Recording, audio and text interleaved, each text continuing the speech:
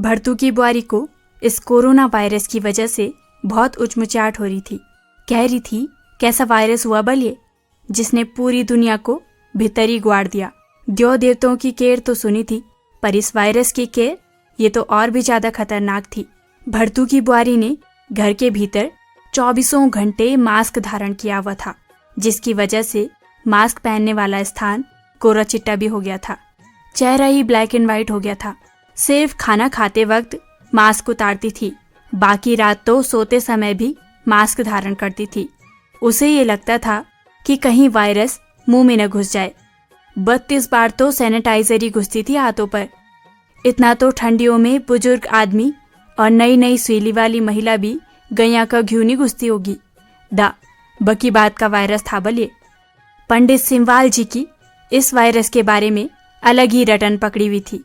वो कहते थे कि ये भगवान और दैत्य के बीच का करुणा अवतार है, जिसने आज दुनिया को नमस्ते करना सिखाया है, जिसने इंसानों को उसका मूल बताया है। इसीलिए तो हर आदमी किसी भी तरह अपने मूल गांव की तरफ लौटना चाहता है। पंडित सिमवाल जी कोरोना के सकारात्मक प्रभावों को देखकर खुश भी थे कि इस वायरस की वजह से आजकल समाज नशा मुक्ति की तरफ है।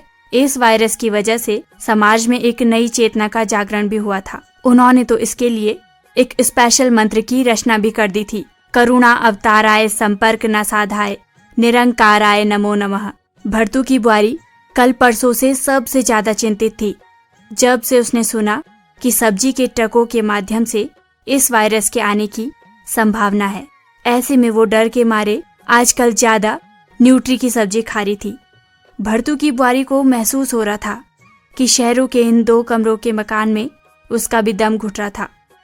उधर गांव में देवरानी शकुंतला इस वायरस से कोसों दूर अपने घर गृहस्थी के कामों में लगी थी। गाय का ताजा दूध, मक्खन और बाड़े सगोड़े से हरी ताजी भुज्जी खा रही थी।